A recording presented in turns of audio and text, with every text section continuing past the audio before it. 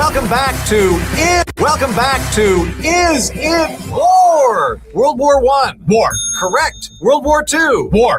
Correct. The Vietnam War. War. Oh, I'm sorry, Carl. That was a congressionally authorized counteroffensive. Don't worry, we get right back on track with the Korean War. War. No, that was police action. No, they had tanks and stuff. Well, the police have tanks now, don't they, Carl? Okay, the First and Second Iraq War. War. They identify as military action. It's a bit like pronouns, except we kill people. All right, how about Libya? War. I'm sorry, that was kinetic action, not a war. Venezuela. Well, it was an act of war, I think. No, I'm sorry, that was a law enforcement operation, not a war. Iran. It's a war. We're doing war things. No, not war things. Preemptive retaliatory de-escalation action. No, that's not a thing. All right, judges? Okay, how about the war on terrorism? War. No, it was a coalition-led conditional operation. How about Afghanistan? Afghanistan was the war on terror. No, I'm sorry, that was a pre-authorized defense stabilization initiative. Okay, can somebody tell me the rules here? War on poverty, Carl. Well, poverty, that's not even a thing. I'm sorry, I hate to do this to you. It was a trick question. We don't have poverty in the United States. The Dow went up to 50,000. Couldn't even get that high. Amazing. Don't even worry about the Epstein files. War on Christmas. The coffee cup thing? No, that's not a war. It was a war for the soul of the nation and whether or not I can wish my children Merry Christmas. Look, everybody. Well, Planet Daily Wrap Up. Welcome, everybody, to Clown Planet Daily Wrap Up News, whatever you want to call it. I'm trying to find the share option. Not 10:07. We're running a little late. 10:07 on your Monday, March the 9th. Black Pill Monday. I like that opening. Very nice. It was a fun opening. I was like, hey, what can I do? Let me open up with that one. That was a cool video. That Reason TV, or formerly known as Reason TV, now just Reason, I guess, was posted. But anyway, welcome. Hope your weekend was well. St. Francis of Rome Day tomorrow is one of my favorites. If you guys ever read about the Holy Martyrs, the 40 Holy Martyrs of Sebaste, read their story. I think about those guys. If you read the newsletter, and if you go to censusfidelium.com, you can sign up for the newsletter. There's actually a newsletter tab. There you go. It's on the right-hand side or whatever is the sign-up button. Anyway, I write about it. And I put a couple of sermons on it talking about how these, the 40 martyrs they found out to be Christians in the third century, and they put them on ice. They put them in an icy lake. And I think about them every time when it's winter, because I'm walking out to take the trash out usually daily, and barefooted on the garage, and the garage is just frozen. It seems like, and I think about these guys because they're literally sitting there. They put them in there to die, and just to smack them and just talk smack to them, they put a bathhouse right outside the lake, and you see it's just a nice sauna type deal. Hey, you guys want to come in? One guy apostatizes, goes to the sauna, and drops dead when he crosses into the sauna. One soldier sees these 40 crowns come down. There's needs 40. Where's the 40th? He immediately converts on the spot, disrobes, and joins the other 39 to make the 40. What you don't know much about is there was a little one involved, and he didn't die. And so the pagans grab him, they put him over to the side, and they take all the rest of the bodies to kill them all, and then to burn them. And his mama sees what's going on and goes, I can't, he has to join the others. So she grabs him up, picks him up, runs to the wagon with the rest of the bodies to deposit her baby boy onto he was about 10, 12, 14, something like that. The pot puts him in the wagon with the rest, just so that they could go get burnt, die for Christ. So, because I read about it, how many put in the newsletter, how many mamas would have done that? How many how many dads would have done that? But it's 40 Holy Martyrs. Those are they're right over. If you can see it, they're right over there. You see St. Anthony. You see the Mary statue, and then St. Anthony and Our Lady of Prompt Succor. They're right behind that icon right there of those guys. So they're one of my favorites. Always on the 10th. The Byzantine calendar on the 9th, but on the 10th, in the Roman rite, they're on the 10th. Great, cool story. It reminds me never to complain about the cold or heat when it's winter, because I used to, during the winter in my old place, would walk outside barefooted to go to the greenhouse, and walking around barefooted good for earthing. They call it grounding. So anyways, but it was cold. So instead of complaining, you think about those guys, like those guys stayed overnight in an icy lake. I think I can handle this for about 5 minutes. So anyways, read up on them. You go to the senseofidelium.com website, or if you see on X or Facebook on the Sense of Fidelium X page or the Facebook page, I'll have sermons up on there. If you go to the YouTube channel, you'll see it in March, or you type in 40 Holy Martyrs of Sebaste. You'll see that in the playlist or the search. Check them out. They're a great read. senseofidelium.com. You'll see the Garanger right up if you go on the calendar. I got 30,000 links if you look at it all over the place. Anything you want to know, it's there. Back to this. Let's get to the muck of everything that's going on. Oh, this was a cool one too. Let me turn that off and go over here, share screen. This would have been just as good as an opening. But that's not. Okay, let's go.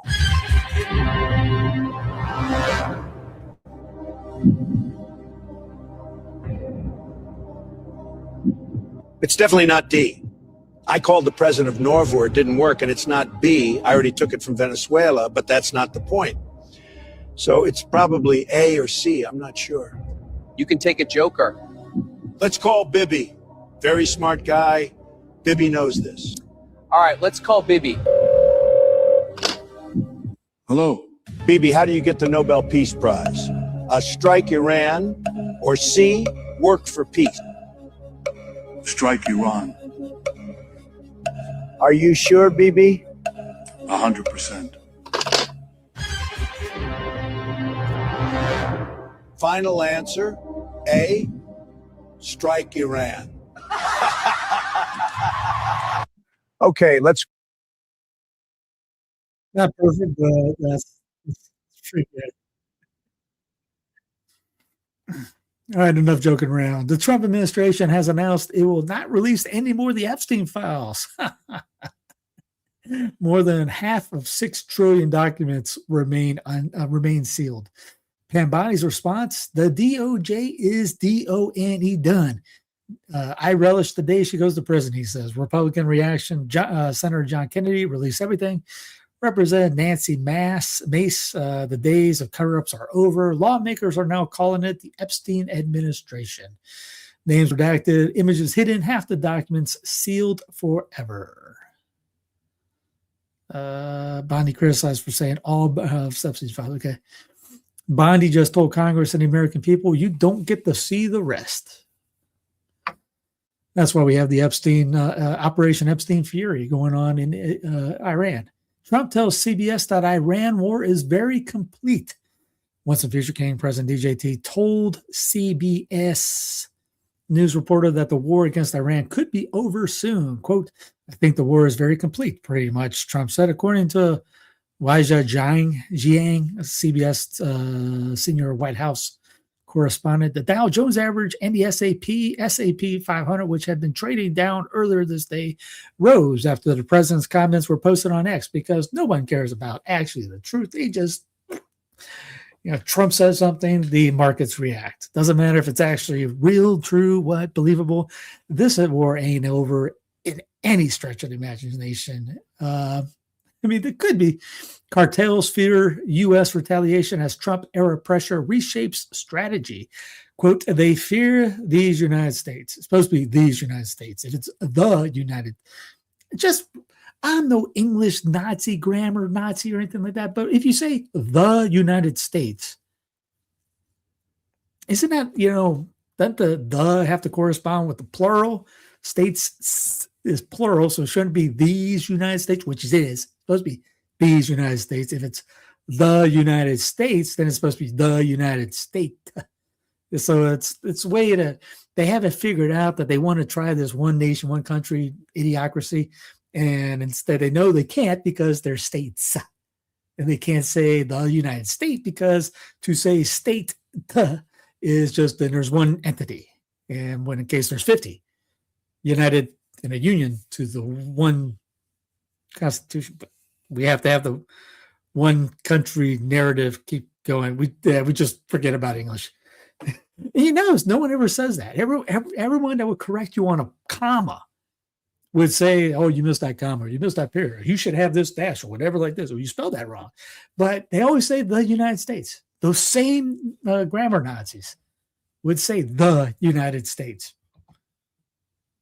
It'd be these United States.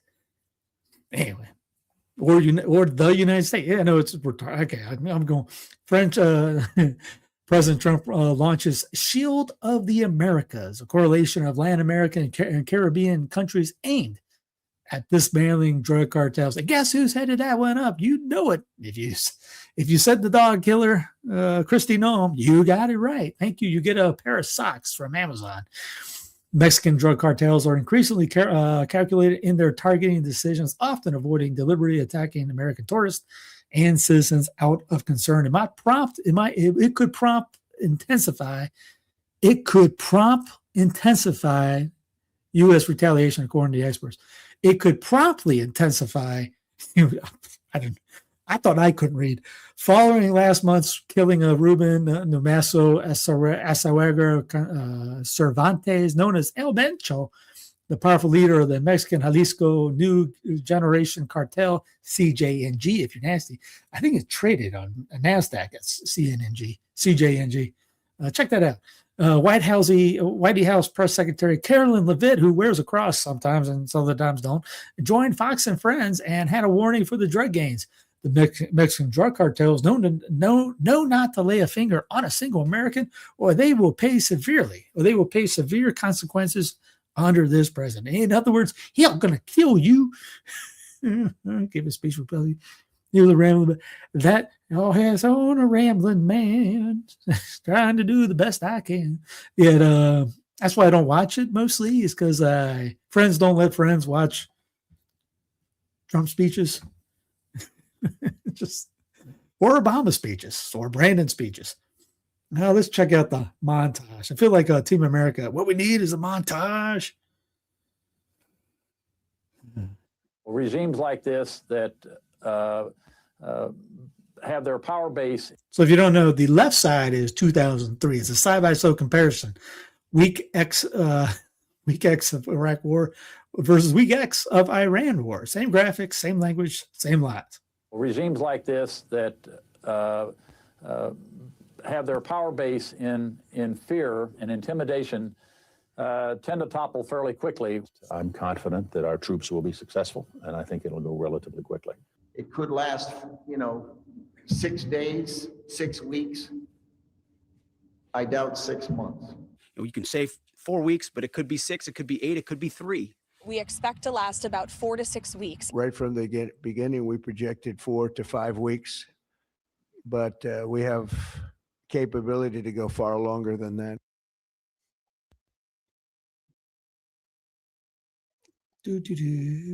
I got more. Don't worry, we got plenty. This could be a long show. I'm trying not to be a long show, but it could be. Quite possibly could be. The Iran, it's going to last. It's going to last shorter than the war. Yes.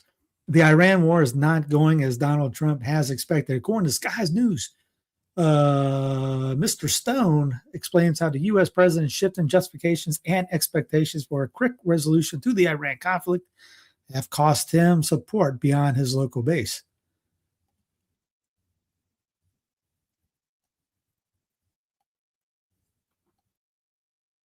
As Donald Trump had expected, and we can make that judgment because you just have to listen to his different justifications for the war. Is it about regime change? Is it about nuclear weapons? Is it about ballistic missiles? Is it about Iran being a state sponsor of terror? Is it all of those things or just one of those things? And his view has shifted, has morphed, has evolved over the course of the last week, which at times feels like a lot longer. So he clearly does not think this war is going as he expected. I think there was an expectation of a Venezuela part 2, a one and done, and in and out. Clearly, the advice he was getting on that well off. He will be looking at the stock markets. He will be looking at the oil prices. He's been told for months to focus on the home front and not on faraway foreign wars. What's really, really interesting is that, as you saw there, his most loyal are taking his word for it at the moment. They openly admit they don't really understand what this war is about, but they trust him on it. But there's a large part of the population beyond that base who doesn't trust him any longer. He is losing them for sure. So I do think that his mind will be very, very focused now. He needs to find an off-ramp, but it's very hard to see what that now looks like. He can claim victory. He can say objectives met. He can say job done. That does not mean the Iranians will stop fighting or stop firing. That's for darn sure. That's good. That's what I got coming up, because you're seeing that all across the board, but you're not seeing that part. And he's right, too. I've had many people reach out to me saying, Steve, I thought you were nuts. You were right. Not that I want to be right, but I'm just it's like, hey, guys, I'm not just sitting here, doing this for my health. Devastating the enemy. I'm not looking for a fair fight. If we get in a fight, I want to win it. I want to win it quick. I'm in Miami. You see this hat? Free Cuba. Stay tuned. Yeah. The liberation of Cuba is upon us. It's just a matter of time now. You see this hat? Make Iran great. President Trump said the only way to make Iran great is for the people to take over. We're marching through the world. We're cleaning out the bad guys. We're going to have relationships with new people that will make us prosperous and safe. I've never seen anybody like it. This is Ronald Reagan plus. Donald Trump is resetting the world in a way nobody could have dreamed of a year ago. He is the greatest commander-in-chief of all time. Our military is the best of all time. Iran is going down, and Cuba is next. All right. Well, we'll be watching what's next on Cuba. Did you catch all that from the crazy lunatic Lindsey Graham from South Carolina, who never talks about South Carolina? And that's why you should never be elect your own those senators like that, because states used to be able to do the senators, and he does not care about South Carolina at all. But did you hear what he said? First off, he talks about makes us prosperous. So it's all about making money. Okay. Great. It's for the people to take over. We're marching through the world. We're cleaning out the. We're marching through the world. We're cleaning out the bad guys. Team America, World Police. Globalism, by the way. You're catching all this? This is a globalist government that we got in D.C. They're looking at globalization, which was after centralization, you get globalization. That's the next step. This is a globalized. We got globalization, and quote unquote conservatives are clapping like seals because it's their guy doing it. And he announced this junk over at Davos. Who else is happy about this? Klaus Schwab, probably. Davos, the United Nations. He's announced these because that whole thing, that Board of Peace thing. That's another globalist entity. You got to pay in for it. Bad guys. We're going to have relationships with new people that will make us prosperous and see. New guys will make us prosperous. So we're going to regime change, put our guy we want in so we can make some money off it. I've never seen anybody like it. This is Ronald Reagan plus. Donald Trump is resetting the world. Did you hear that part? They're resetting the world. That's the Great Reset magazine. Donald Trump is resetting the world in a way nobody could. Trump is resetting the world in a way. Just remember that Trump is resetting the world. Notice that after we get done with places, you got these 4 IR cities popping up, these 15-minute cities they're wanting to do in Gaza with reconstruction. What do you think they want to do in Tehran? What do you think they want to do in Dubai? Yeah, Reagan knew how to communicate and when to stop. He wasn't perfect on anything, but just like, I hope South Carolina's do a reparation. I grew up in Cowpens, Spartanburg, all my life, mostly when I was 3, when I moved out to Denver for 4 years. Love South Carolina. It's a couple miles, it's a mile away from here. Look forward to moving back in that sense. Hopefully can. I mean, I love to go to Charleston. I mean, that's my favorite city. And it's too expensive right now. But it's the part of South Carolina that he's from is in the upstate, in between Greer and Spartanburg. I think it's Travelers Rest area. I don't know why nobody runs against this. You know what? There was a guy that ran against. This is how South Carolina runs. You have an R and a D. It could have Satan with an R. They would vote Satan. Satan versus Jesus Christ. Satan could have an R by his name. Christ could have a D next to him. I'm just doing a hypothetical situation. That's how it is. They will vote for the R, no matter who it is. Adolf Hitler or Joseph Stalin and Mahatma Gandhi for a D. They would vote for Stalin or Hitler that way. If it has an R, you get elected. That's how Tea Party policy Part of things. It is there. It's unfrapping real. Because there was a conservative that ran against, was it Graham? Back about 16 years ago. It was about 12 years, about 12 years ago. And the guy was more conservative than any conservative you could think of. He's almost Ron Paulish. Graham beat him like a landslide because he had an R next to his name. It does not matter. You can run anybody. Trump could have ran as a D. And let's have Kamala as an R and Trump as a D. They would have voted for Kamala. Guarantee you, just because there's an R. That's how nutty it is. Let's see.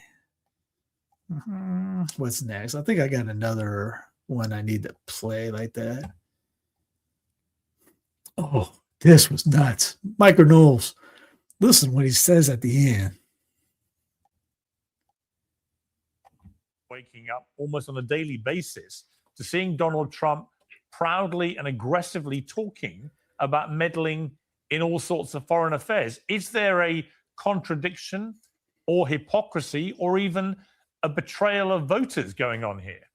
Not at all. First of all, Venezuela is in our own backyard, and it's been the policy of the United States in 1803 to manage the Western Hemisphere. So that, that's a cornerstone of America. It is a policy to manage the Western Hemisphere. American foreign policy. I think it is charming that Dave is defining America first in the way that he prefers. And I think there are plenty of people who wish to do that. But Dave, though a very popular podcaster, never won a presidential election. And Trump has been clear on what he means by America first, the political movement that he built, that people voted for in his coalition. Actually, he wasn't the first guy to do America first. But hey, when we get to that level.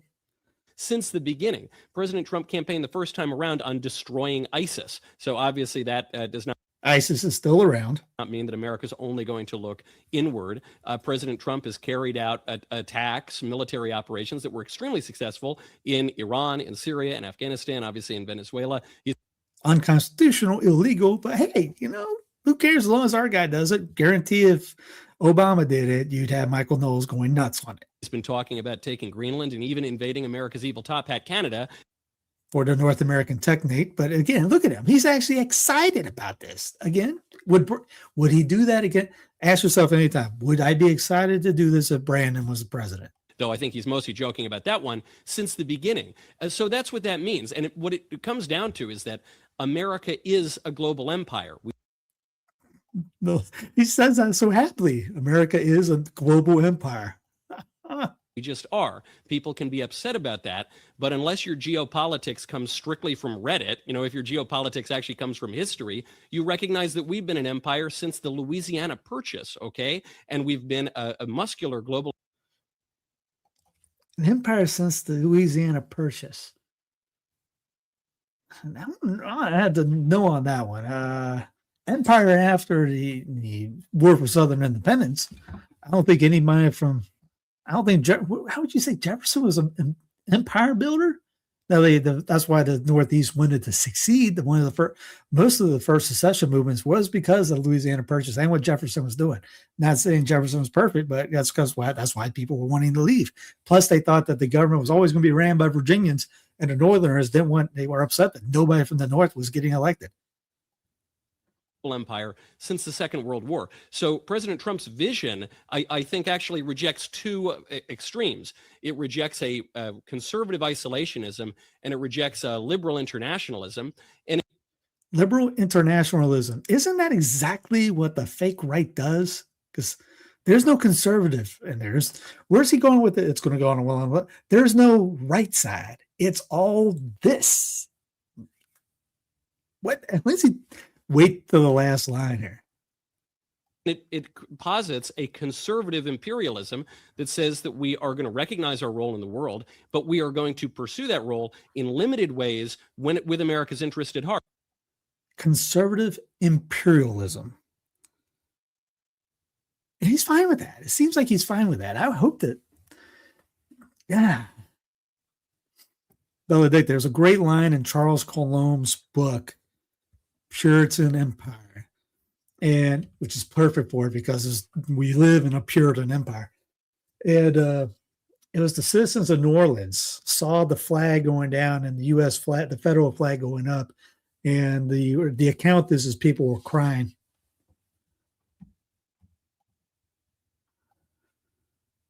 All right, here we go with more. Let me go here.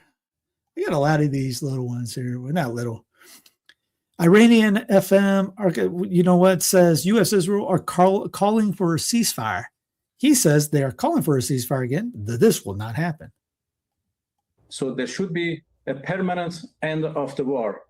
And unless we get to that, I think we need to, continue fighting for the sake of our people and our security. Because remember, when they say, oh, we got a ceasefire going on, I bet Gaza would raise their hand and say, yeah, I don't know if I would trust those guys. Every time they say ceasefire, they keep lobbing bombs and stuff and shooting us. So, and like Iran said, they don't trust DC or Israel. Speaking of which, when you hear people going, oh, they chant death to America, death to America, death to, they're talking about the government, right? Don't follow the online guys saying, oh, they're looking at, they hate you. No, they hate the government. They hate the government in DC, the federal government. That's who they're calling. They know who's coming after them. That's what you go through. There's plenty of people from the states that go over to Iran and nothing ever happens to them. And there's guys over there reporting now that's from the states. Nothing's happening to them. When they chant death to America, they're talking about the U.S. federal government because they know who's making the calls. They know that people in nowhere, South Carolina, is not doing that. They know people in Circusville, Oklahoma, wherever, pick a place. They're not called. Those guys are not doing it. And I don't hear the kingship of Christ or anything.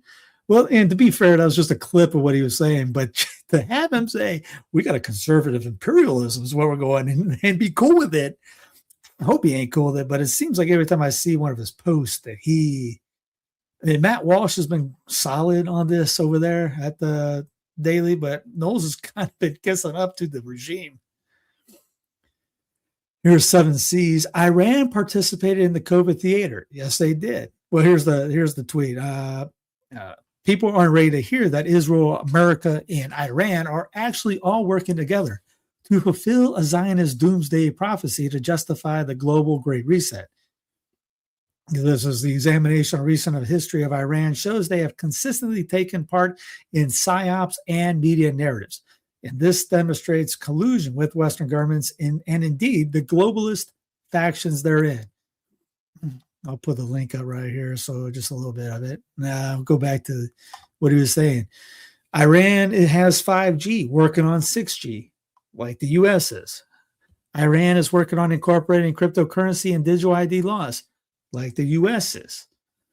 The war is predicated on religious prophecies shared by all 3 Abrahamic religions and of the end times, and all 3 consider these end times as the return of their respective Messiah. The U.S., Israel, and Iran are all equally culpable. All 3 announcing strikes hours in advance on Twitter is not warfare. It is to give the illusion of warfare to those gullible enough to believe it. Every country marches in lockstep towards the same goals, tech, and governance, if and when it means furthering your own enslavement. They'll never break rank or give concessions in the benefit of the layman.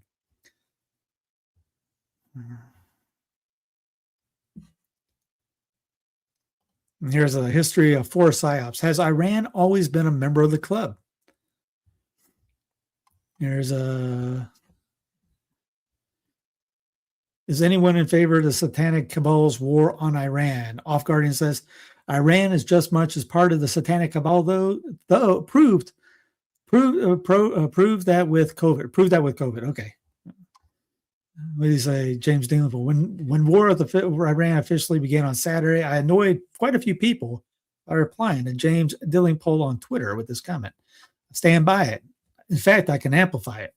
There's ample evidence to show we're already living in a post-nation age, and that was made explicitly clear by the COVID pandemic.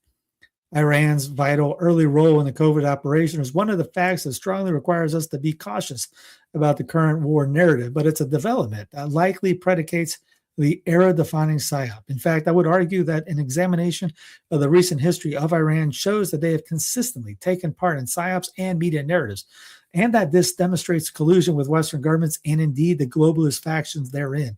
starting with the birth of the current regime itself, the installation of the Ayatollah. Everyone is or should be familiar with Operation Ajax. Most people have no clue about it. So there it is. The 1953 joint MI6 CIA coup d'etat in Iran that removed the democratically elected government of Mohammad Mossadegh, allegedly to prevent the nationalization of Iran's oil reserves. Does that sound familiar? Venezuela? The resulting government was an absolute monarchy under the Shah Reza Pahlavi. Less discussed is the CIA's clear and obvious involvement in the Iranian Revolution of 1979. For example, after being exiled from Iran by the Shah in 1978, Khamenei was provided safe haven in France. The reasons for this are not clear, but it is known that the Carter administration had a lot of communication with Khamenei during his time as a guest of the French government. Again, the reasons for these communications are nowhere clearly stated. We know the former Shah himself claimed in his memoirs that the U.S. and UK had been opposed to his government since 1973 nationalization of Iranian oil and subsequent price increase. Let's remember the previous government had allegedly been removed to prevent a similar attempt at nationalization. Whether we entirely believe the Shah or not, we also know that by late 1978, the U.S. ambassador to Iran was cabling D.C. that the Shah was doomed, and by early January 1979, U.S. generals were flying out to Iran to discuss a potential coup with the Iranian military and putting them in contact with Khamenei's second in command. The Shah's government ended within weeks. This is all documented. It's all in hyperlink there.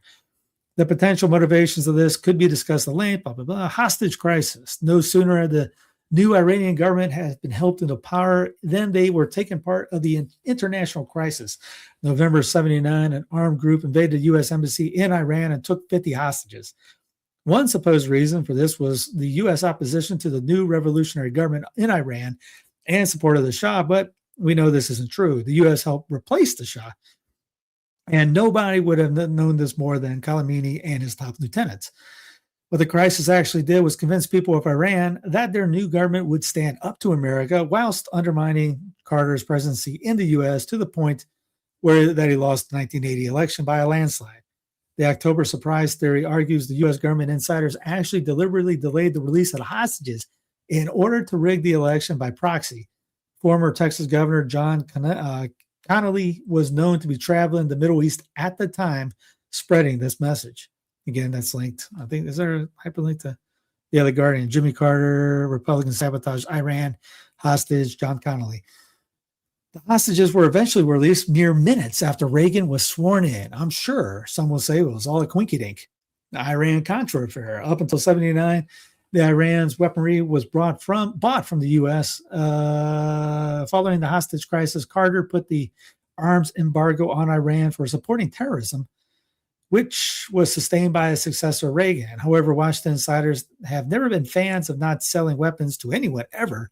They argued that an embargo would only drive Iran closer to the USSR and immediately sought ways to covertly continue arms sales to Iran by circumventing the embargo. Interesting isn't how the paper-thin, the veneer of ideological opposition can turn out to be once subjected to examination. Some might wonder if all the contemporary evil terrorists and great Satan rhetoric was much more than a geopolitical theater of a particular gaudy kind. By 1985, the Reagan administration had been illegally supplying weapons to Iran for 4 years, both directly and by washing the sales via Israel and, incidentally, selling weapons to both sides of the Iran-Iraq war. At the same time, the U.S. was covertly supporting the anti-Sandinista rebels in Nicaragua in their guerrilla war against the socialist FSLN government. This support was illegal under U.S. law thanks to the Bolin Amendments. The Iran-Contra affair was an evolution of the Iranian arms deals, a covert operation superheaded by Colonel Oliver North. Most of you guys probably remember that, where weapons were illegally sold to Iran, and the profits from these sales were in turn used to fund rebels in Nicaragua. This was totally illegal and technically high treason. Scandal broke in 1987, resulting in years-long congressional hearings and eventually dozens of criminal charges. Of the 11 men convicted of wrongdoing in the Iran-Contra affair, only one ever spent any time in prison, and almost all had their convictions overturned on appeal or received pardons from George Bush, Pappy Bush Sr. in 1991. Oliver North went on the run for political office and had a successful career in the media, working as a television host and publishing over a dozen books. Not bad, considering he was supposedly a traitor who committed high treason. It's reasonable to ask, does this sound like something that would happen if Iran was really a deadly opponent of the American government? Why would the American government sell weapons to a regime they truly believe to be a threat to their very existence? And why would a man who committed treason in arming an enemy receive such a light sentence and be allowed to flourish afterwards? It's almost as if no one ever really thought that it mattered very much, isn't it? At very least, we're seeing the paper-thin veneer again, and the undeniable fact that other mostly unspoken interests united these alleged enemy states above and beyond the rhetoric and propaganda. Rona. The Rona pandemic is the granddaddy of all psyops, exceeding most of its predecessors in both complexity of execution and scope of its aims. That's the understatement of the year. And the Iranian government was in up to its eyeballs. Iran was one of the first countries alongside Italy to feel the brunt of Rona outside China. Indeed, their endorsement of the pandemic narrative was used by some in the alt media as evidence that the pandemic must be real because Iran would never cover up with a globalist psyop. But cooperate they did to the max. They worked closely with the WHO, according to the WHO's official report. WHO and its partners provide critical support to Iran to overcome these challenges and scale up the response to Rona-19. Blah, blah, blah, blah, blah. Iran imposed lockdowns, made masks compulsory, and enacted vaccine mandates just like everyone else. They also applied for $5 billion in COVID loan from the IMF. While real global outsiders were standing up for the nation's interest and dying suddenly for their trouble, Iran was happily playing along, making the lives of ordinary Iranians shorter and sadder, and making a lot of money for their elites doing it. Conclusion: the evidence shows unambiguously that the current Iranian regime has a history of cooperating with Western pro-globalist powers to the detriment of its own people and to the mutual interest of the political class on both sides. And that must call anything and everything they do into question. Including this war. We live in an age of fake binaries and lesser evils. Why wouldn't that system of thought control be applied to warfare?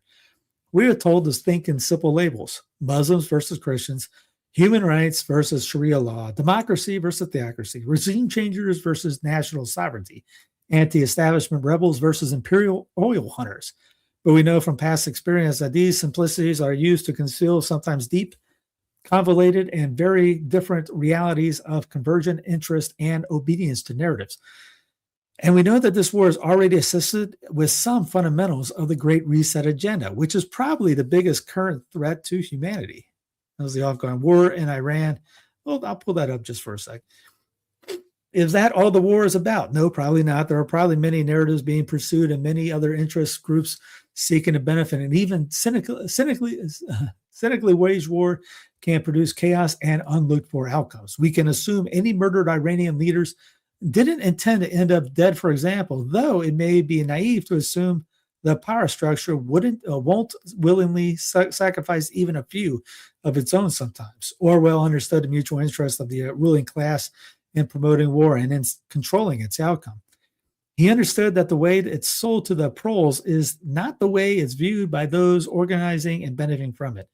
Even while this war is warning, Iran is still promoting the COVID live, still on board with the globalist programs, still working on their own CBDC, still building their digital identity infrastructure. We need to remember that and need to develop a more sophisticated way of understanding and opposing the new COVID war narratives. We're not living in 2003 anymore. We know the globalist endgame, and it's neither American hegemony nor the Islamic Caliphate. Rather, it's a program of digital control, money, food, and travel that limits human freedom. The program both sides of this war endorse. And that was like when everyone was talking about Russia was perfect on that. Russia was all in on this stuff too. And let's see. Here's Russia. The war in Iran is pushing the Great Reset agenda forward, as every major narrative seems to do. 34% of the global fertilizer supply travels through the Strait of Hormuz. If this is a prolonged war with Iran, it could cause a global food shortage. Yep, I remember reading that in Great Reset. On top of that, Qatar state-owned LNG company, Qatar Energy, the largest LNG producer in the world, has halted production. Iraq is halting oil shipments via the major pipeline to Turkey, and Iran has bombed Saudi Arabia's Ternura oil refinery. This came out 6 days ago, and just shutting it down indefinitely.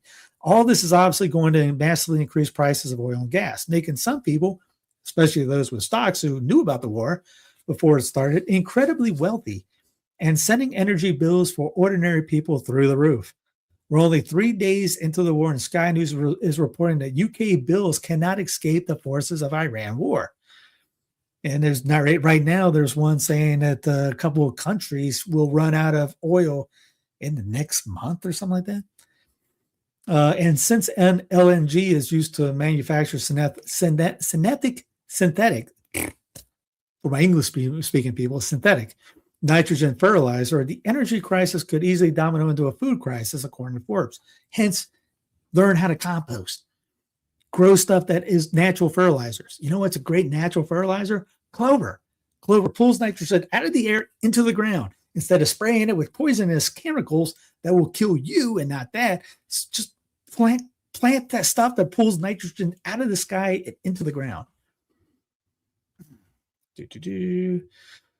That is the problem. We're still in that phase. Shortly, people will start to react, and then the solutions will appear. We're seeing early signs of this discussion. Here's Euro News. A world chain to fossil fuels. Does the war on Iran prove it's time to quit oil for good? It only gets more predictable from there. Oh, but it's good news too. Major breakthroughs in lab-grown meat tech means climate-friendly cubes of yeast goo are going to be easier and cheaper to make. Isn't that well-timed? There's the link for that right there. Economic Times in India, indiatimes.com. I'll show it up here for you. Lab-grown meat hits major milestone, dramatically reducing land, water use, and climate impact. In short, the Iran war is not a new war. It's a new theater of the old war, and theater is probably a very apt word. No, that's all it is. Okay. Here's Geopolitics and Empire, the Gaza model, where the 15-member technocratic committee is overseen by self-appointed billionaire-led board, is the new template for the world. As the Board of Peace succeeds in Gaza, the Davos Charter allows it to intervene in any area threatened by conflict. This is no longer a conspiracy theory. It is a written charter. The BOP is asking nations, Board of Peace is asking nations to choose stay with the failing broke UN or join the most prestigious board ever assembled for $1 billion entry fee. And then globalism. The U.S. just bombed a water plant. Read that again. I will. The U.S. bombed a water plant. America just struck a freshwater desalination plant on Qasem Island, Iran. Do you understand what that means? 30 villages just lost their water supply. This is not a military base, not a missile site, not a radar station, a water plant. Let's see. Every desalination plant in the Gulf just become a potential target. One strike oil desalination plant and millions have no drinking water within days. U.S. just opened a door that cannot be closed, and Iran is watching.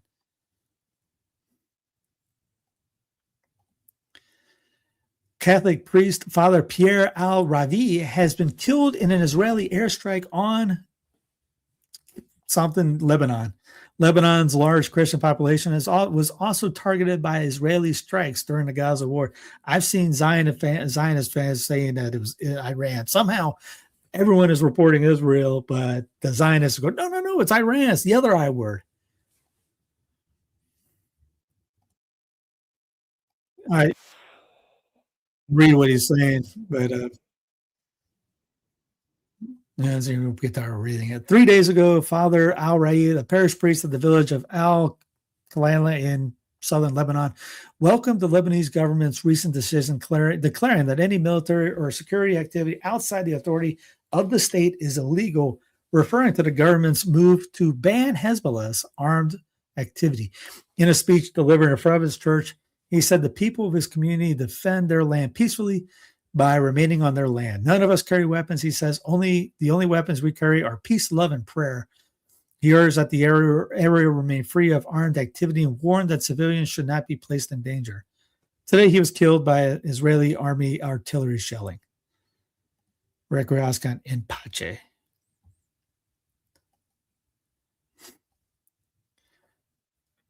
And by the way, not too many Catholics are posting this. I've seen more secular guys retweeting this, by the way. Reminder, as Trump starts war, sells weapons and bombs everyone, the Trump family has a military drone company with military contracts currently vying to meet pentagram demand after the Trump administration recently banned new Chinese drones. The most corrupt family ever is profiting from all the death and destruction Trump is responsible for. I don't know about the most corrupt, it could be, but hey, remember that guy, Brandon, and his son do a lot of weird things and no one cared. It was LifeSite posted it. Okay, yeah, I just said many. I didn't say none. It's many. I don't see it by a lot, but I'm glad LifeSite did. Not a lot of other Catholic accounts are reposting it. Oh, and yes, this is it. Yeah, don't be distracted by all this. Keep holding. And that's why I'm doing this, because I'm trying to, instead of you guys searching out for days and hours and hours and hours, I'll try to combine it all in a nice little one gift wrapped hour and a half at the most show. We look at it, you laugh about it, joke about it, tell about it, because I guarantee I'm the only one bringing up this kind of opinion piece and this or commentary on it. And then go on, pray, hope, don't worry. Again, because pray, hope, don't worry. Where I live in North Carolina, if it weren't for the internet, I'd have no idea this was even going on. New supreme leader shows folly of Trump's war. Iran's regime may be fragile, but it is just sent a loud message of defiance. And here is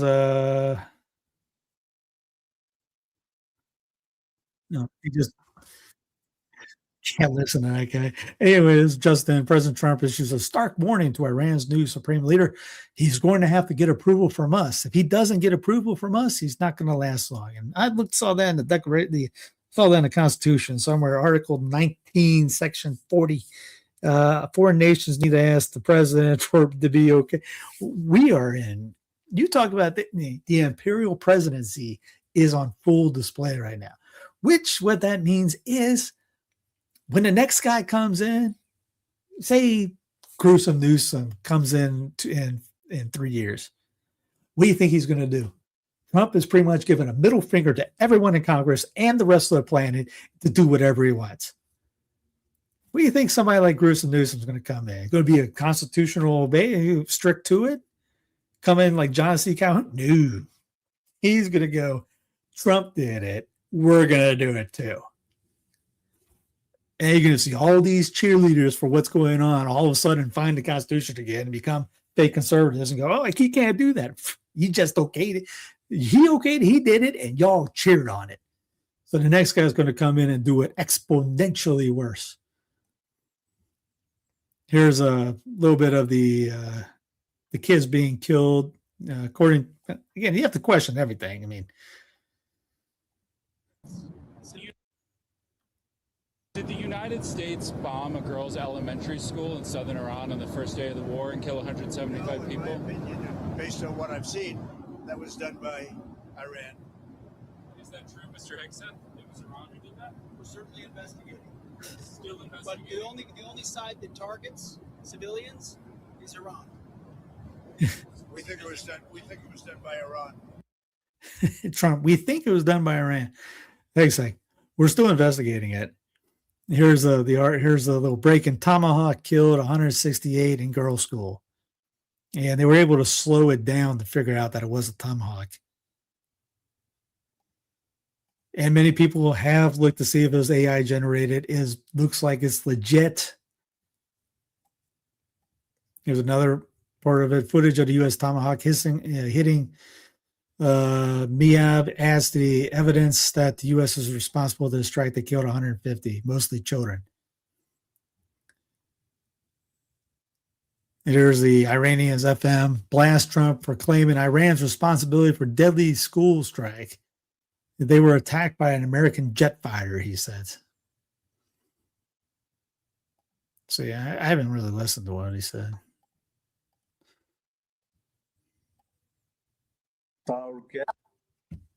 Elementary school in southern Iran. It killed more than 170 people, including many children. President Trump said Iran is responsible for that strike. What is your response to what the president said? Well, it is funny. It is our school. These are our students, our girls, and they are attacked by an American fighter, a jet fighter, and they have been killed. Why Iran is responsible? Have we started this war? Have we attacked our own people? No, we were negotiating with the United States. And in the middle of negotiations, in the middle of diplomacy, they decided to attack us. Yeah.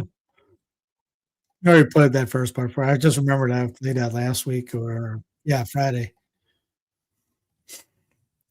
This is John Bolton. Pretty much tells don't build girls' schools next to naval bases. Because he responds to the report the U.S. or Israeli strikes on a girls' school in Iran. Mehed Hassan says there's over 160 public schools situated on military bases across these United States. Does John Bolton, the warmongering war criminal, think these are all legitimate military targets now? That foreign enemies are justified in killing U.S. kids in a school on a U.S. Military base? And even the readers at the fact check, whatever, DODEA confirms operates 161 schools in 9 districts across foreign countries, U.S. states, and territories, many directly on military bases and installations. There's the links to all of them. And yes, as they said, U.S. bases sometimes have schools because military families live there. Jason Bassler, U.S. and Israel have hit at least 6 schools and at least 13 hospitals and health facilities in Iran since the attack started 10 days ago. They are doing to Iran what they did to Gaza. Exactly.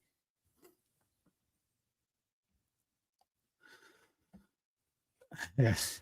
This is from 2014. You know what solves it? When the economy crashes, when the country goes to hell and everything's a disaster, then you'll have riots to go back to where we used to be when we were great.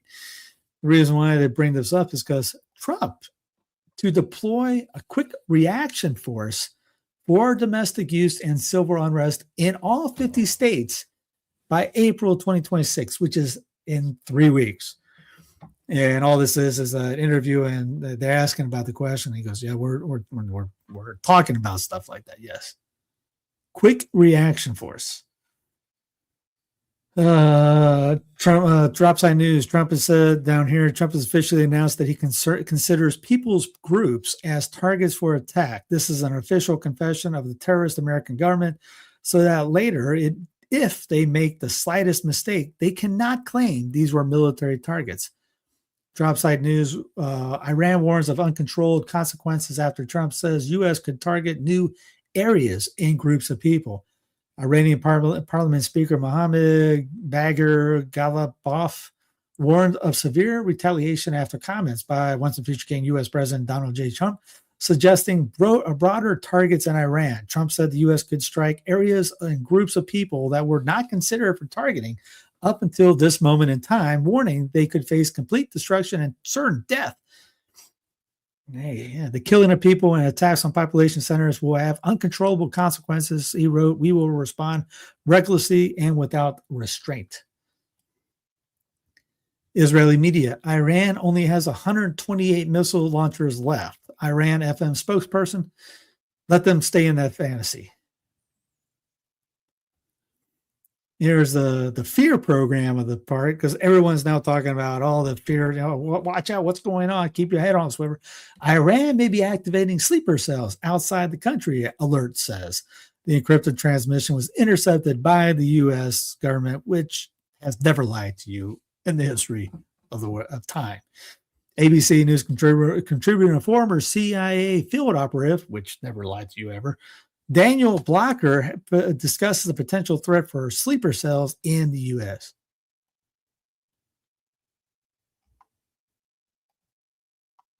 Now, let me play it. Candace Owens. Possible transmission could be intended to activate or provide instructions to pre-proposed sleeper assets.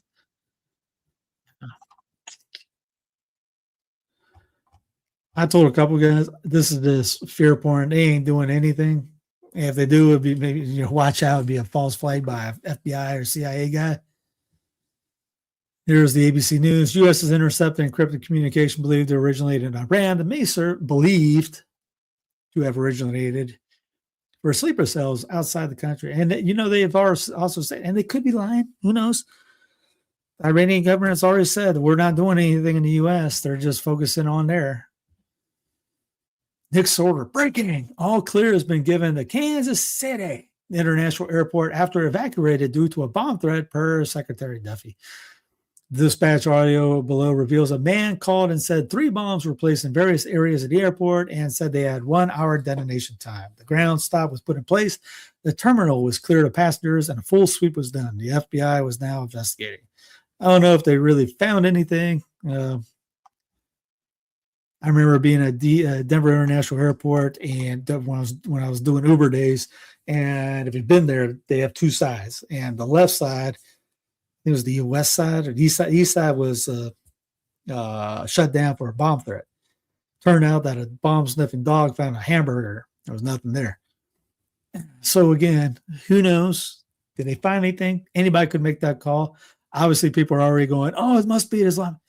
Anybody could have made that call just to get people scared, or it could be just totally fake. Here's video of one of the Muslim suspects lighting an IED and throwing it at the feet of the police outside the mayor's mansion in New York City. New York City. Yeah, New York City. The attack was apparently retaliation for the anti-Islam protests, which leftists urged people to shut down. And of course, people were going, "Oh, he's part of the Iranian nationalist." Yes.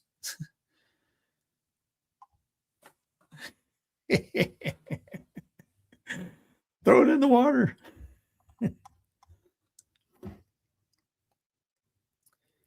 So anyway, I think anything you see on there, you'll hear it, and people are going to preach fear on it. Watch out, and carry and open carry and be afraid and all that. Pray, hope, don't worry. Wherever you are, ain't none of this stuff is ever going to happen in your neck of the woods. You probably got a 0.00000000001% chance of anything like this. That probably happens in New York almost, well, maybe not in IED. Some nutty junk happens in New York City all the time, right? Boston, all those cities have something weird going. Remember the people burning themselves on fire last month? Was it last summer? Hey, just what a coincidence. Now we got this narrative over here. Now you sleeper cells. Fear, fear, fear. Put on a mask. Yeah, that was a fear thing. Put on a mask. You're going to die. Don't go see Granny. You're going to kill her. Trump tells CBS the Iran war is pretty much complete, saying the regime has now no Navy, no communications, and no Air Force. By the way, found out that ship, remember we were talking about that was coming out of that convention in, was it Greece? Was pretty much unarmed, but they blew it up anyways. And then, according to rules of war, they have to save any of the survivors. They didn't care. That's kind of what Headsack is saying, or Headsack saying, I'm not in for a fair fight. Or Graham was saying, I don't want a fair fight. Pete Headsack says something else. I just want to beat him, or something like that. So these guys they're talking massive game, or not game, massive, what.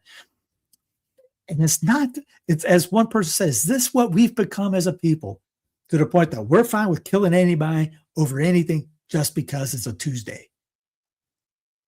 I can't remember who it was, Colonel something. He said, are we not better than that? How long is this? 9.5. We'll go with it. I know everyone's going to dog on Ritter for what he's used to done. All right, well, the guy has some knowledge about what things goes on. That you're going to kill this man and the faithful will collapse is absurd. The exact opposite took place by murdering Ali Khamenei, and it was an act of murder. What we did is ensure that the Iranian people rally around this government in a way that we will never be able to separate the two. There will never be regime change in Iran. 90 million people will all die before they give in to the United States. That is the fact. And then we were told that there was, that there wouldn't be a big price to pay because this war was going to be over quickly, that we have overwhelming military power that is being brought together in a comprehensive fashion. Pete Hegseth has said, we are the most lethal fighting force on the face of the earth. We kill, kill, kill, kill, kill, and the Iranians don't stand a chance. And yet Pete Hegseth has had to change his war plan 5 times in 10 days because we're not achieving military objectives. In fact, just the opposite. The enemy is defeating us across the board. The United States is not only losing this war, Rick, we have lost this war. We will not achieve any of the objectives we have set out to achieve. At the end of the day, we will run out of the ability to defend ourselves long before the Iranians run out of the ability to attack us. I don't disagree with what he said. From what I heard from other people, if you don't watch Fox and all those guys and the propaganda networks, they're saying the same thing. Here's Candace Owens. Do not join or remain in the U.S. military. Trump has betrayed America. He has, and expects you to die for Israel. He does. There is no honor in being led by dishonorable men to your death. 100%. Max Blumenthal, former Israeli Defense Minister Benny Gantz declares that he won't rule out American boots on the ground in Iran. Every U.S. service member needs to see this to understand who's calling the shots. Again, former Israeli Defense Minister. Here now, she didn't say Trump might institute the draft. That's Stu Peters making stuff up like he does just to get clicks. Now, they did say,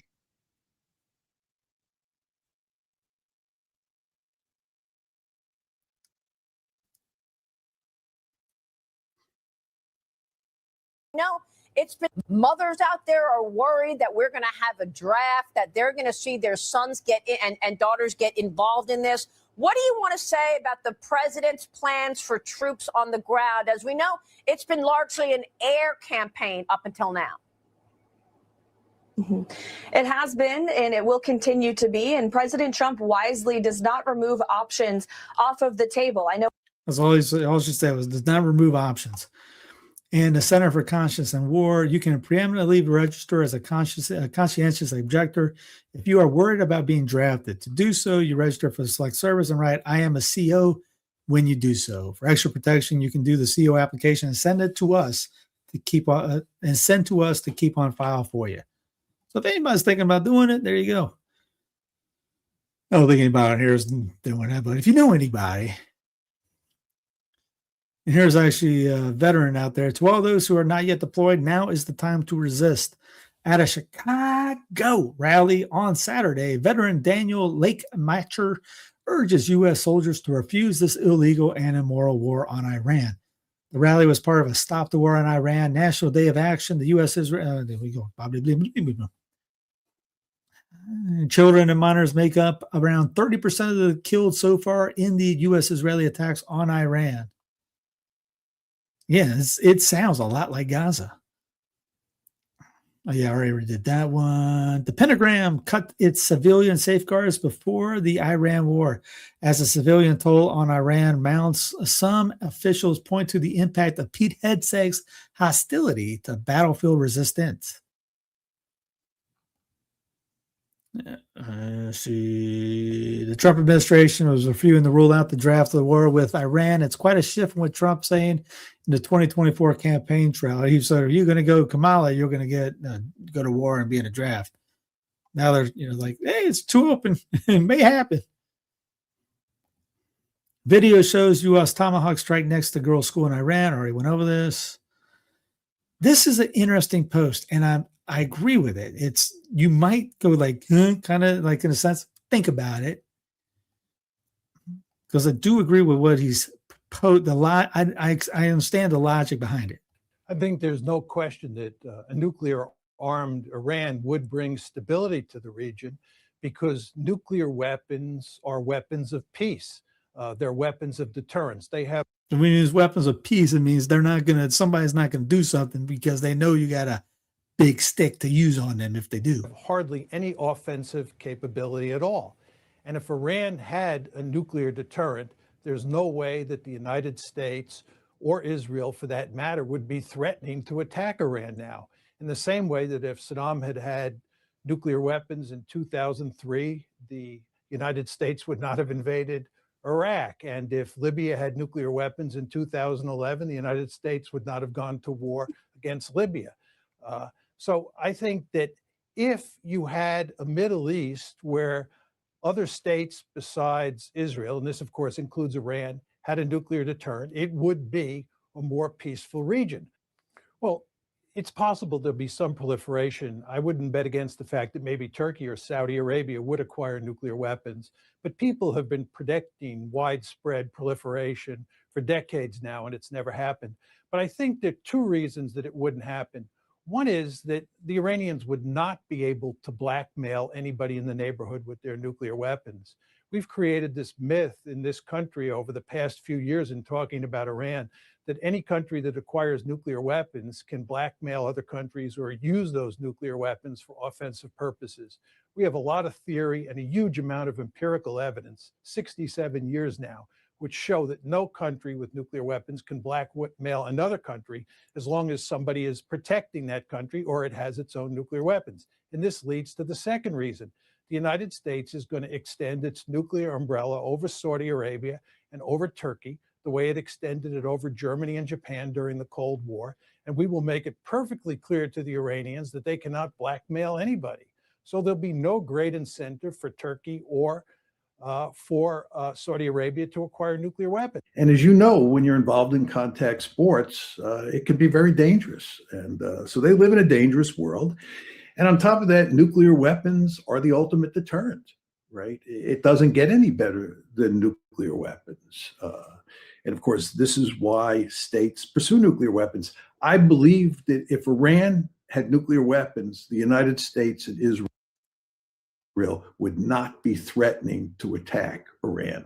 You don't attack a country that has nuclear weapons and put its survival at risk. So I think if Iran were to get nuclear weapons, the United States and Israel would back off and stop threatening them. But yeah, I agree with the logic 100% on that.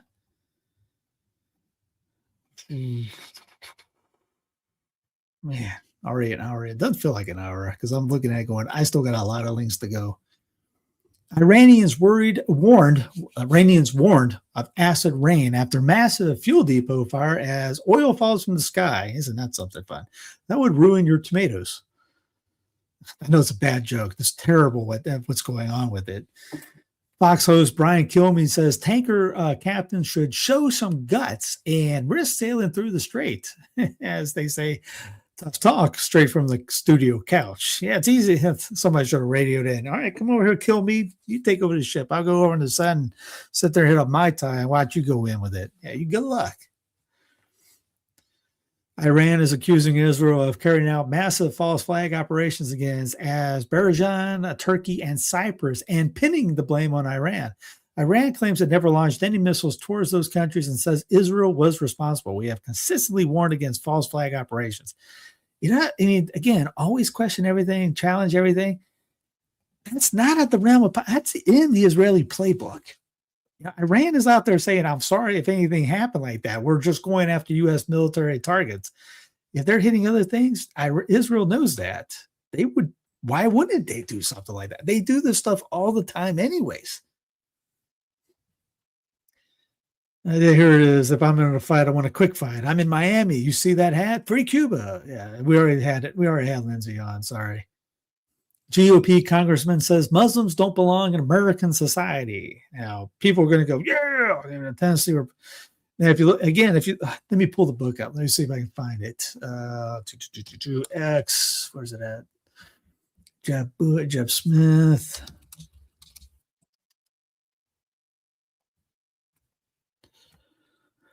Now, Jeb wrote a book called, now it's not published by Sense Fidelity Press, but it's good. And we talked about it, but I told him to see about getting on a bigger group. Defending the Middle Ages. Here it is right here. Little known truths about the Crusades, Inquisitions, medieval women, and more. You'll read about times where Christians defended Muslims from other Christians. Muslims fighting with Christians in the Crusades, in other battles. So this whole thing that they, not this ain't saying, hey, give your arms wide open on it. Read why. There's a little bit in there on there. Anyways, yeah, it's pretty much because of like people like these guys today. Fox News apologizes for showing old video of a hatless Donald Trump at a dignified transfer ceremony. Again, this is Clown Planet worthy.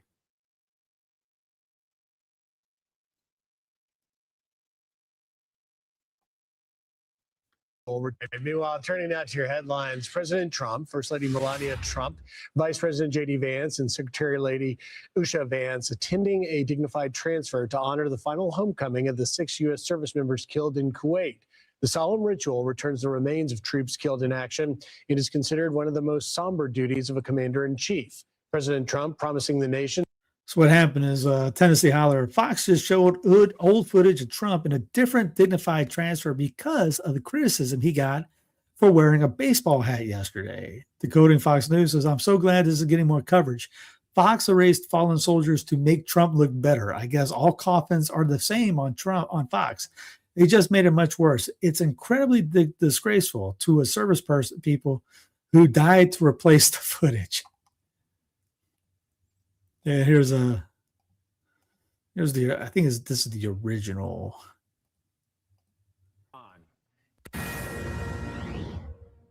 President Trump and the First Lady joined grieving families at Dover Air Force Base yesterday to honor 6 fallen U.S. soldiers. These heroes lost their lives in a drone strike in Kuwait, marking a somber moment in the conflict with Iran.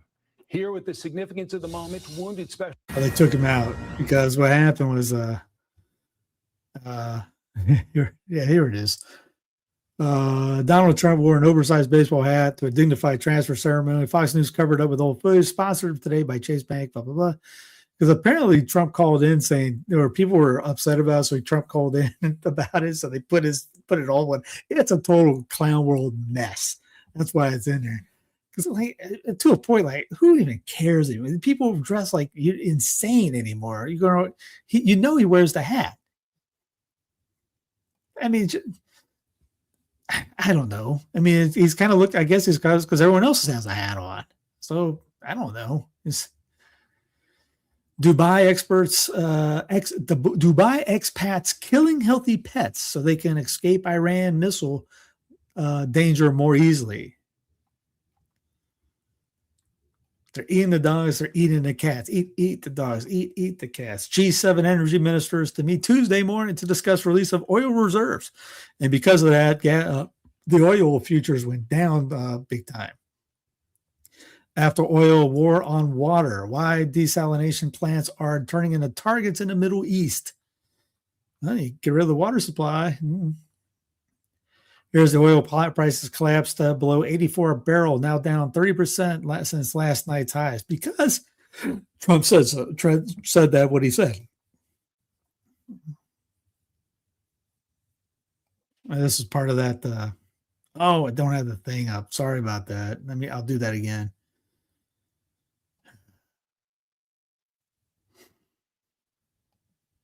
This is talking about the hats because I said he's got a hat on. They have a hat. Everyone's got a hat on.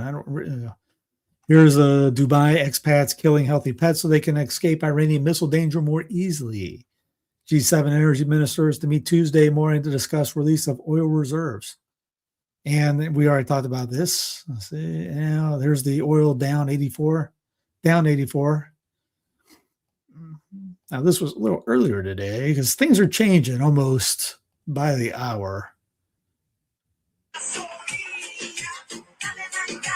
Hopefully gas is now over $8 in Los Angeles. Look at this, $8.21 a gallon. This is out of control. The context here is that 20% of the global oil supply passes through the Strait of Hormuz, which Iran has shut down since the beginning of the war. As a result, oil prices are the highest it's been since the pandemic, surging to over $110 a barrel. But by comparison, $8 a gallon doesn't seem so bad when you look at this Guardian reporting saying that Great Britain only has 2 days of gas remaining.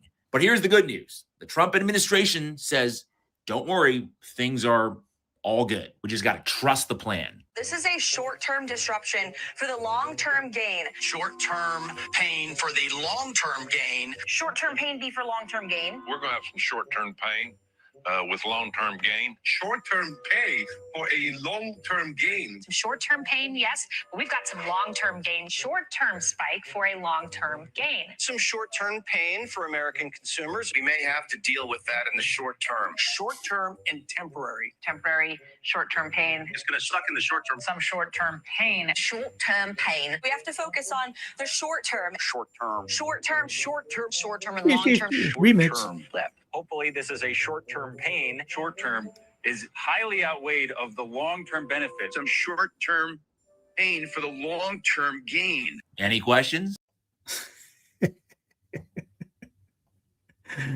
Again, clown world. This is just like any good grief. Iran warrants oil prices could surge to $200 per barrel if regional countries do not pressure U.S. to restrain further military action. If you can't tolerate oil more than 200 per barrel, continue this game. The White House official says the U.S. will seize all the oil from Iran. That's a new one. That came 3 days ago. Oil prices crashing following Trump's statement that the war is almost complete.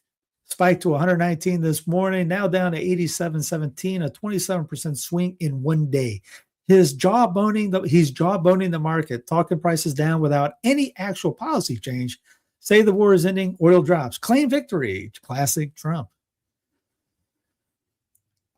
Here's oil tankers are now crossing the Strait of Hormuz with transponders turned off following major U.S. strikes on Iran's Navy as oil prices fall nearly 20% from recent highs. They turn off the transport, turn it back on. Here's the price of the pump in different states. There is South Carolina, $3.16. I've seen $3.19 across where I'm at in North Carolina, right on the border. $3.26 in Carolina, $3.30 in Virginia, $3.23, $3.49, $3.50. Bama, $3. Mississippi, Louisiana, they're all $3. Arkansas, under $3. Tennessee, Kansas, all these guys are in the $3 range. California's up to the $5 range. Nevada, $4.42, $4.6 in Washington. Idaho, $3.2. New York City, $3.40. Oh. Louisiana rocked by 4 earthquakes days after strongest quake in decades. Magnitude 4.9 earthquake in March 6th was the strongest. The strike in part of the United States in nearly 14 years, according to USGS, near Shreveport, huh?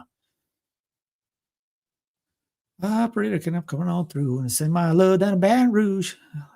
South Dakota, you'll soon be able to challenge others voters' citizenship. That's a new one. Oh man, I forgot to look at war pigs. General singing in their masses, just like witches at black masses. Trump says U.S. hasn't won enough in Iran, ending the Iran war, a mutual decision with Netanyahu. Early Iran strikes cost $5.6 billion in munitions, the Pentagon estimates. Conscientious objector group phone ringing off the hook amid war. Iranians hold huge rally to support new leader. U.S. military won't endorse Trump claim that Iran bombed school. Israeli escalation displaces 700,000 in Lebanon. Israeli strike kills 7 in Gaza over the last 24 hours. U.S. bombs Iraqi PMF base as Iran war widens. U.S. Southcom kills 6 in latest boat strike. We're still blowing boats up, by the way. All right, I already had this guy. $1,000 dog grooming session. You pay $1,000 for grooming your dog. I have questions for you. A new $250 bill with President Trump on it coming for America's 250th birthday? Question mark? Maybe. If in 1990 I purchased an item for $100, then in 2026 the same item would cost $248. A big night light in the sky. Startup wants to launch a space mirror. The company is seeking FCC approval to test an idea to reflect sunlight to Earth at night, possibly powering solar panels. Critics say it could be bad for people and wildlife. You think? Reflect sunlight to Earth at night. What do you think? Well, you just supposed to have some darkness. Now you do that. Not only will you probably cook things, but yeah, you're not supposed to have that. People will screw up with your sleep, and the plant sleep, and wildlife sleep. You're talking about nuts. Problems that cursed California, California, a country club take darkest turn yet. Quote, we're not country club owners. I think I heard about this before.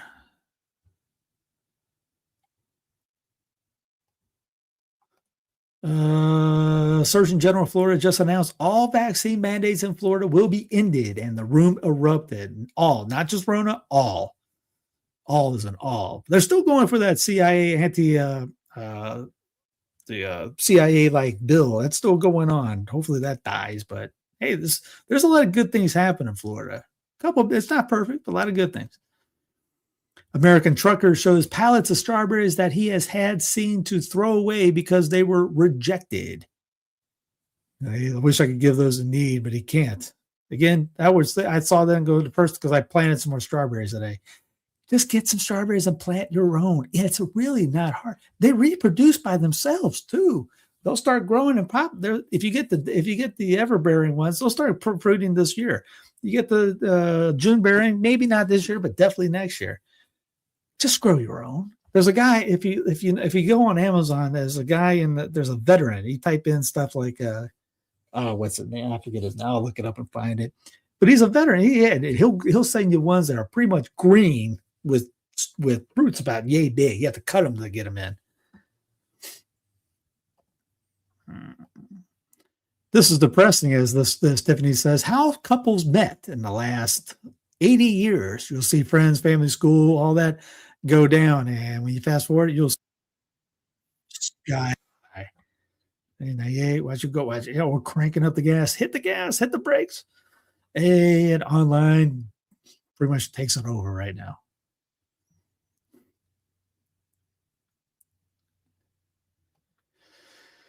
And to find us off, Clarkston man accused of smashing nearly $10,000 worth of flock license plate reader cameras. As Jason Bassler said, not the hero we deserve, but the hero we need.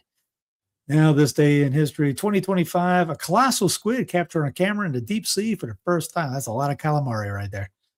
2006, John Profumo died at age 91. 1996, George Burns died at 100. 1964, Juliette Binoche was born in Paris. 1959, Barbie was introduced by Mattel. 1945, U.S. Army Air Force bases firebombed Tokyo, quarter city destroyed, killing 80,000. 1943, chess master Bobby Fischer was born in Chicago. Apparently, we only care about born today. Yuri Gagarin, who in 61 became the first man to travel space, was born in Russia.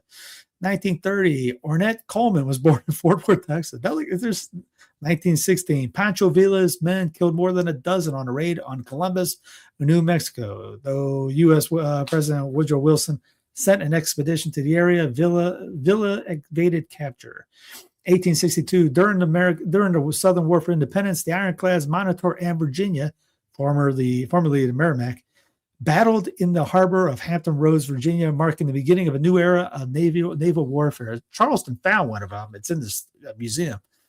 1831, the French Foreign Legion was founded by King Louis Philippe to support the conquest of Algeria, which the French invaded the previous year.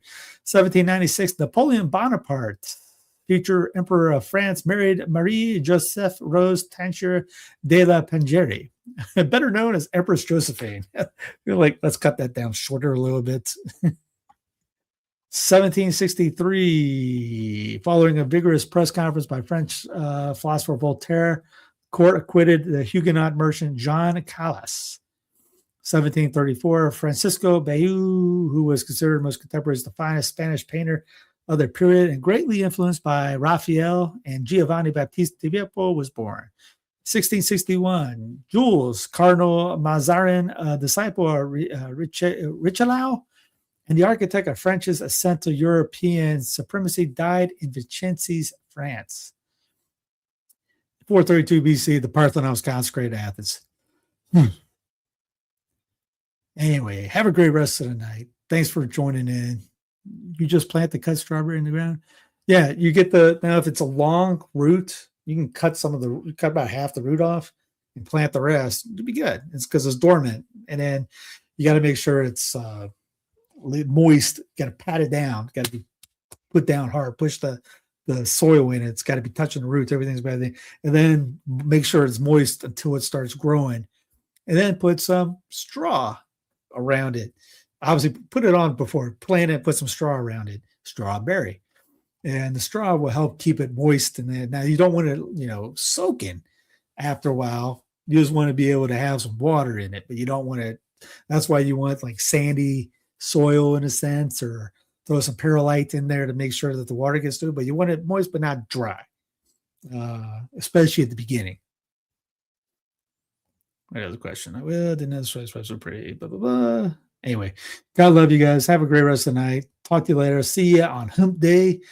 Tomorrow, I'm interviewing Dr. Dan Snyder for the book by Tan that he came out with on generational spirits. It's going to be good. How about this? Type in, if you have any questions you want me to ask Dan, type that in the comments so I see them and I'll remember to ask them. In case you guys are generational spirits, a lot of trad orders hate this topic, but it's really good. The book is about that thick. It's solid. Anyway, have a great rest of the night. God love you. Talk to you later.